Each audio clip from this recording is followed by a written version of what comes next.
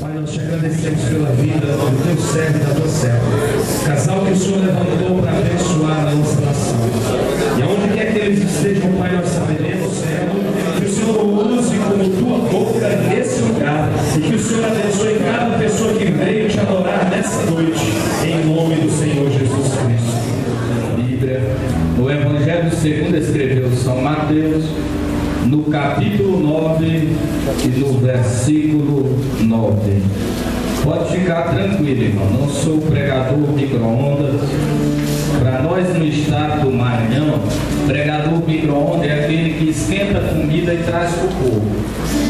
Fique tranquilo, eu não passo as noites na internet procurando uma mensagem, depois trago para o povo, e aí muitos até mentem e diz assim: Deus me revelou. Não, revelação para mim na palavra é quando o crente ainda droga o joelho, faz menção durante as madrugadas da palavra do Senhor, e o Espírito Santo de Deus traz uma palavra quentinha e coloca no seu coração para transmitir a eleita do Senhor. Amém. Eu pesava 42 quilos de tanta cocaína em pedra, e Jesus me salvou. Eu dentro da igreja um dia, sapato furado, os pés na parede, e estava um Pentecoste ali dentro de Imperatriz do Maranhão, pessoas ali nadando no oceano do Espírito. E eu disse: Jesus, eu não estou preocupado em casar, porque eu nunca vou encontrar mesmo uma mulher na situação que eu estou. A minha maior alegria, irmãos, era pregar o Evangelho. Passei mais ou menos 5 anos, e algumas pessoas diziam: será se esse jovem não é do outro lado? Eu disse: não, irmãos, eu não estou preocupado a hora que vai aparecer a noiva. A minha maior preocupação e a minha maior alegria é em poder anunciar esse Evangelho, é em poder pregar ele, porque eu sei que no dia que Deus quiser colocar alguém no meu caminho, Ele está lá dos altos céus e Ele vai ouvir a minha oração e atender o meu clamor. Amém. E ela estava dentro da igreja rodando, no meio da igreja. Aleluia. E ela parou diante de mim e disse assim: tem 6 anos que eu oro por você e você é meu esposo. Eu disse: você é doida? Vai casar comigo? Aí ele disse: tu não sabe minha história. E ela disse: o meu Deus disse que tu veio de uma vida assim, assim e assim, e tu é o meu esposo. Eu disse: Jesus, tu falou tudo. Aleluia. Glória a Deus. Quantos encontrou, pode dizer amém. Amém. Foi minha primeira igreja, viu, pastor? Igreja Batista. É, amém. E Deus me levou para a Assembleia de Deus ali em Imperatriz. Tudo tem um propósito de Deus. Amém. Glória a Deus. Quantos encontrou, pode dizer amém. Amém. Louvo a Deus pela vida da Elisângela, a irmã da minha esposa, né? Pela vida do Nélis, a Vitória. Eu até disse: Vitória, hoje eu vou pregar sobre o teu nome, Vitória. Glória a Deus. A Bíblia toda nós relata só de Vitória e Vitória. Amém. Fala muito no nome Vitória, pela vida do irmão que está ali, irmão Miguel, e sua esposa, que veio atender este convite. Eu estou feliz. Glória a Deus. Sem perda de tempo, leiamos. E Jesus, passando adiante dali, viu assentado na alfândega um homem chamado Mateus, e disse-lhe: segue-me. E ele, levantando-se, o seguiu. Lá da carta aos Hebreus, no capítulo 11, versículo 33 em diante, não precisa abrir. A Bíblia nos diz que pela fé eles venceram reinos, praticaram justiça, alcançaram promessa e fecharam a boca dos leões. Apagaram a força do fogo, escaparam do fio da espada, da fraqueza tiraram forças, na batalha se esforçaram. Puseram em fugida os exércitos dos estranhos. As mulheres receberam pela ressurreição seus mortos. Uns foram torturados, não aceitando o seu livramento, para alcançarem uma melhor ressurreição. E outros experimentaram escárnios e açoite, e até cadeias e prisões. foram apredrejados, cerrados, tentados, mortos ao fio da espada, andaram vestidos de peles de ovelha e de cabras, desamparados, aflitos e maltratados, homens dos quais o mundo não era digno. Olha para o teu irmão e diz assim para ele: homens e mulheres, dos quais crianças também, do mundo não era digno de ter eles aqui na terra.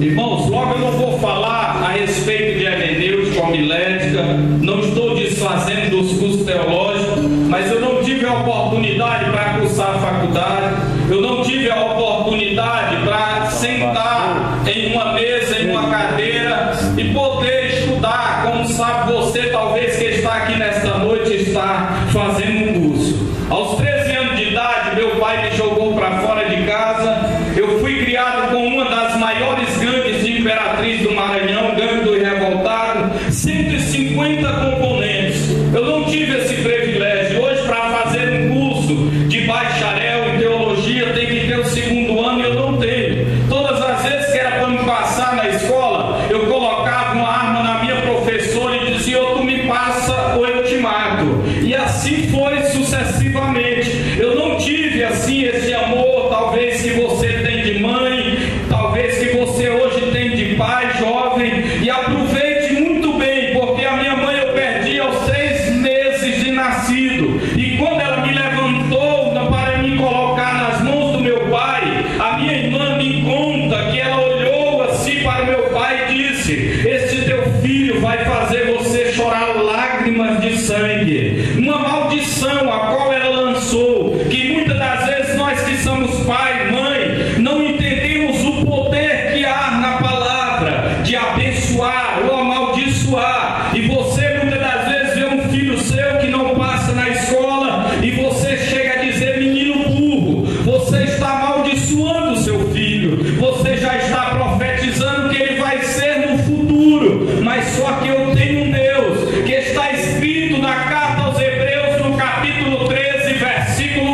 8. A Bíblia nos diz que Jesus Cristo, ele já conhece o nosso passado, o nosso futuro, e a Bíblia diz que ele é o mesmo ontem, hoje e será eternamente. Quem sabe Satanás projetou algo contra a tua vida, dizendo que você não vai ser nada, mas Jesus Cristo veio, morreu na cruz do Calvário, para que ele pudesse te dar novos sonhos e novos projetos e escrever uma nova história para você nesta terra. Quando eu olho no Evangelho segundo escreveu São Mateus, no capítulo 9, no versículo 9, eu vejo aqui o meu Jesus, aonde ele vinha passando e descendo de Jerusalém para Cafarnaum, e nos conta a tradição judaica e a cultura que naquela época haviam 220 cobradores de imposto, 110 se colocavam à direita e 110 se colocavam à esquerda. E lá vem Jesus naquele caminhado meigo, naquele jeito suave, naquele gesto tão elegante de caminhar, e ele para apenas em uma mesa. Assim estava Mateus cobrando imposto, e a Bíblia diz que ele veio para os que estão doentes e não para os que estão são, para os que estão bonzinhos, não. Ele veio para a prostituta, ele veio para o drogado, ele veio para aqueles que estão cativos, para aqueles que estão oprimidos. Tem um hino lá no Maranhão que diz assim: quando a pessoa não dá mais nada, ele dá um crente. É melhor dar um crente do que dar um traficante. É melhor dar um crente que serve a Deus do que ser alguém que não vale nada. Tem uns que de toda forma eles tentam desfazer dos servos do Senhor, porque a própria Bíblia diz no Evangelho de São Mateus, capítulo 10 e versículo 22, que nós seríamos odiados de todos por causa do nome de Jesus, por pregar este Evangelho. Mas só que o meu Jesus conforta o meu e o teu coração, dizendo: mas ser fiel até o fim e dar-te-ei a coroa da vida. Você é privilegiado de estar aqui nesta noite. Você não é um qualquer, você não é uma pessoa apenas que levantou aceitou Jesus e veio apenas para a casa do Senhor para ficar sentada em um banco.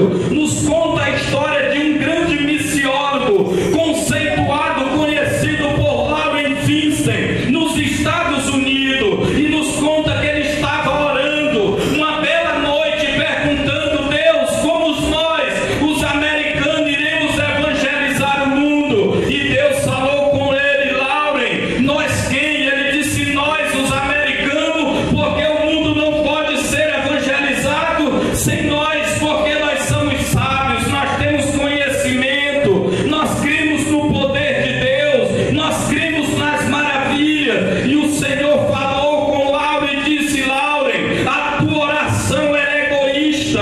Olha para os Hispânicos nos Estados Unidos, agora olha para aquele povo da fala portuguesa, olha para aquele país chamado Brasil, porque são vocês que pregarão o Evangelho nestes últimos dias e anunciarem esta palavra de salvação a todos que estão perdidos. É por isso que você é privilegiado. Quando eu olho na Bíblia Sagrada, eu estou correndo, porque essa mensagem, irmão, ela ainda vai falar muito ao teu coração nesta noite, e o tempo é pouco para me ministrar o que Deus tem para falar com você aqui, mas eu vou correr e pregar apenas alguns itens para vir diretamente para que você possa entender o que o Espírito Santo de Deus quer com você. E nos diz que quando Jesus ia passando no meio dos 220 cobradores de imposto, ele para em uma mesa, e eu posso nesta noite imaginar que foi do meu lado da direita, e ele olha aquele homem por nome Mateus e diz: Mateus, levanta e segue-me. Nos conta a Bíblia Sagrada que Mateus se levantou urgentemente e seguiu Jesus. E eu me alegro muito, irmãos, porque quando o meu Jesus estava ali sendo assunto aos céus, no Evangelho de São Marcos, no capítulo 16 e no versículo 15, a Bíblia nos diz: depois dele ter ficado aqui na terra 40 dias ensinando aos seus discípulos, depois de ter ressuscitado e falando a respeito do que eles iriam passar por causa do nome de Jesus. Eram homens que ainda não tinham recebido do Espírito Santo de Deus, eram homens que ainda não tinham sido revestidos do poder de Deus, porque para pregar o Evangelho, para anunciar essa palavra, nós temos que ter um revestimento do poder, da graça, da unção de Deus. Nós precisamos ter uma visão da glória e do poder de Deus. Eu não conheço ninguém na Bíblia Sagrada que foi pregar o Evangelho sem antes receber deste poder, sem antes receber deste revestimento, sem antes receber do Espírito Santo de Deus. Se tem alguém que foi desta forma, ele acabou retornando, porque a Bíblia diz que o Espírito Santo, ele é um revestimento de poder para que nós possamos fazer a obra de Deus. Quem não lembra de São Mateus, quem não lembra de Pedro, que antes de receber deste poder, estava Jesus descendo ali do Getsemane, depois de ter sentido angústia, dores pelo que ele ia enfrentar, e Pedro chega e diz: jamais eu vou te negar. Mas só que Jesus diz: tu me negarás 3 vezes, Pedro, antes que o galo cante. E Pedro não tinha recebido ainda desta unção, deste poder, e alguns até batem em Pedro, até uns falam mal de Pedro, mas Pedro ainda não tinha este revestimento, não tinha este poder para poder pregar o Evangelho. E naquele momento, quando Jesus morre, ressuscita, e depois ele vem ter com Pedro, ele vem ter com os discípulos Mateus, Lucas, Marcos,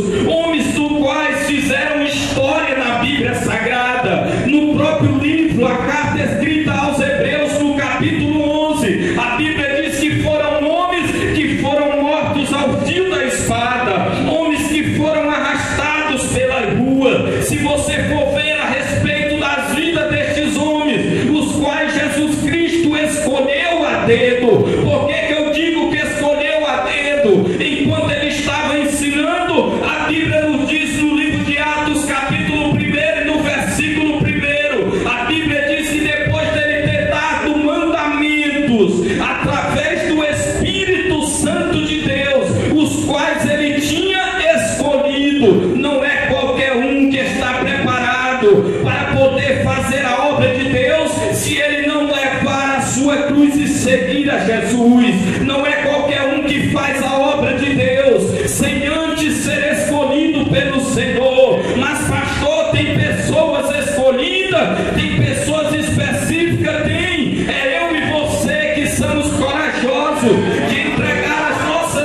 vidas para ser instrumento de Deus na terra. Eu tenho de costume falar, irmãos, que nós somos as pessoas mais corajosas do mundo. Quem era eu? Um DJ de equipe de reggae, de danceterias. Fui um dos melhores DJ de reggae ali na cidade de Imperatriz. Andava com dinheiro no bolso, ia para os bares, ia para aquelas casas de programas, gastava tudo e dizia que era corajoso, e dizia que era maluco, mas sabendo eu, quem sabe, talvez eu me acharia maluco, mas para Deus eu era um prego. Prego não é aquele, meu irmão, que fica em casa e deixa a droga, deixa a prostituição, não. Prego não são esses. Prego é aqueles que querem dar um de doido e usar droga para se amostrar e gastar seu dinheiro no meio da prostituição. Eu me achava assim, irmão. Eu achava que eu era alguma coisa e entrava em brigas, saía cortado, furava outros e muitas das vezes pegava tiro e achando que era maluco, mas era o próprio Jesus guardando a minha vida, porque ele tinha um projeto no céu comigo e aqui na terra também. Você que está aqui nessa noite, quem sabe está se perguntando nessa noite: o que é que eu sou para Jesus? Será se eu sirvo para alguma coisa? Olha bem na Bíblia, quando Jesus chamou Mateus no meio de 220 cobradores de imposto, ele escolheu apenas um homem para o seguir. Então você que está aqui nessa noite, ele te chamou, ele te escolheu, e você não foi chamado para ficar sentado em um banco, mas você foi chamado para fazer parte dessa comissão que vai pregar, que está pregando este evangelho não só aqui no Brasil, mas em todo este Brasil e todos os países afora. Agora Deus manda te dizer: te levanta da onde você está, chega de trauma de Jeremias. Tem pessoas que a vida dele, pastor, eu falo que Deus me manda, não vim aqui para exortar a igreja, mas tem pessoas, eu não sei se tem dessa forma aqui, mas que senta na quente no ar, mas a partir da hora que você levantar a tua cabeça e entender que o Senhor, no meio de muitos, ele escolheu você, ele vai começar a derramar do poder dele sobre a tua vida e vai te encher dessa presença, e você vai ganhar a tua família, você vai ganhar vidas que estão perdidas lá fora e vai impactar este mundo com o poder do evangelho. O que Deus não pode fazer através de um homem, de uma mulher de Deus? Nos conta a Bíblia Sagrada que estava Jesus falando aos seus discípulos lá no Evangelho de São Marcos, no capítulo 16 e no versículo 15. Ele subia ao céu e olhou para os seus discípulos e disse assim: ide por todo mundo, pregai o evangelho a toda criatura, e aquele que crê e for batizado será salvo, mas aquele que não crê será condenado. E ele diz: agora fica aí em Jerusalém. No livro de Atos, capítulo 1 e versículo 8, depois dele ter instruído o seu discípulo, no versículo 8 ele diz assim: mas fica aí e recebereis poder, autoridade que vem do céu, e ser-me-ei testemunha, tanto em Jerusalém, Judeia e até os confins da terra. O Senhor não vai deixar você dessa forma. Ele primeiro vai te entregar poder, autoridade, para tu colocar as mãos sobre os enfermos e ser curado, para tu colocar a mão sobre a prostituta e ela ser liberta, para tu colocar as mãos sobre aquele que está no homossexualismo e ele ser liberto. Se você não crê nisso, meu irmão, é perca de tempo você estar na casa de Deus. O que é isso, pastor? É porque você nasceu para Jesus, foi para crer no milagre, foi para acreditar que Jesus liberta, foi para crer que Jesus ainda opera maravilha. Um dia eu estava dentro de um lugar e eu disse: Deus, que poder é esse que o Senhor entrega na vida dos outros? Eu vejo algumas pessoas dizer: Deus falou comigo e não falou comigo. E como a gente é meio doido lá no Nordeste, irmão, eu entrei para dentro do mar. Eu falo 7 dias que eu fiquei, porque ia para o 8º dia. Eu levei apenas um pedaço de pão e um pouquinho de água. Eu digo: eu só saio daqui quando eu ouvir a voz do Espírito Santo. Glória a Deus. Aleluia. E ali dentro eu entrei e fiquei na beira de um riacho, entrava à noite, saía à noite, e a minha carne já não sentia, não aguentava ficar de pé. Eu dizia: Deus, eu vou morrer aqui, mas é bom que daqui o Senhor me leva para o céu. Eu já sei que eu não vou mais para o inferno, porque o Senhor já escreveu meu nome no livro da vida. Porque as pessoas da minha cidade, se você for hoje Imperatriz e perguntar quem era o DJ Regueiro, alguns que não conhecem a palavra vão dizer: ele ficou doido de tanta droga, e quando ele vê nós, ele sai correndo e pregando a palavra.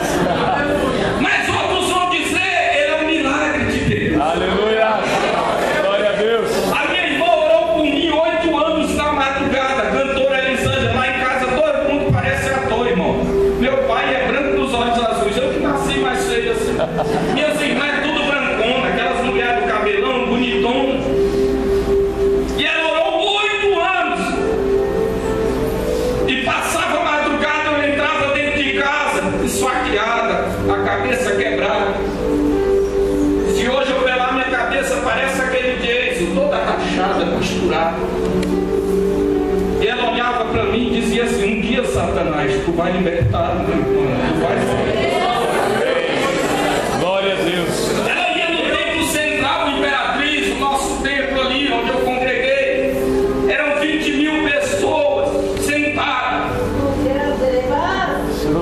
E ela chegava no último banco dos pastores lá no púlpito e diziam que meu irmão vai sentar nessa cadeira. É profeta, irmão. Porque muitas das vezes nós dizemos que somos adoradores, só adoramos a Deus no momento que vai tudo bem. Nós só servimos a Deus pelo que Ele vai nos dar. Não estou dizendo que você está fazendo assim, mas se estiver, irmão, entenda uma coisa: nós não servimos a Deus só porque Ele vai dar um carro ou uma casa, se Ele não der. Amém. Vai tudo bem.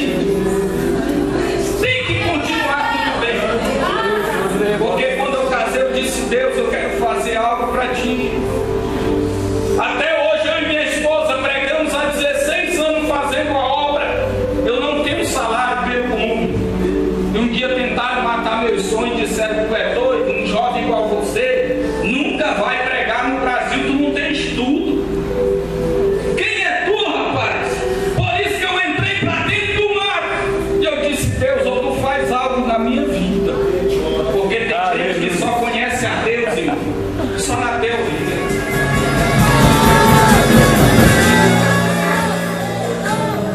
Aleluia. Aleluia. Aqueles que puderem tomar seu assento, tomem. Os que não puderem, continuem aí. Você está na casa do Pai. Oh, Jesus.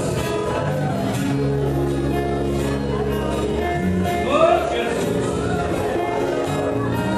Já deu vontade até de pegar minha carta de mudança e trazer para cá.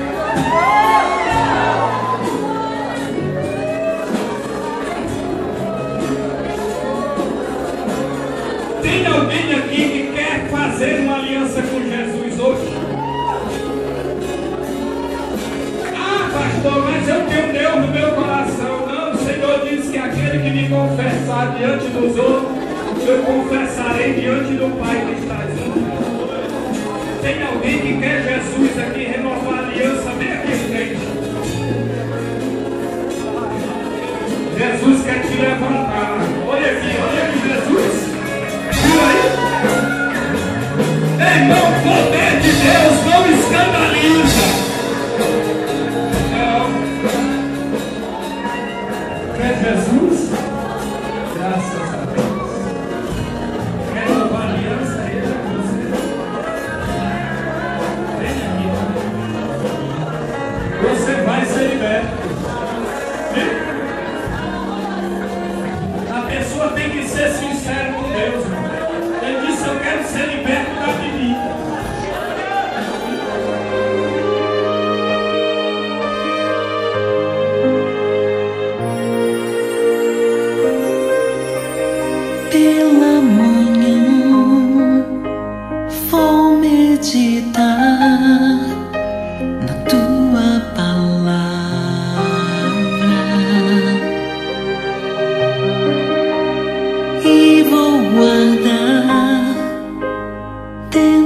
de mim, pra não pecar contra ti.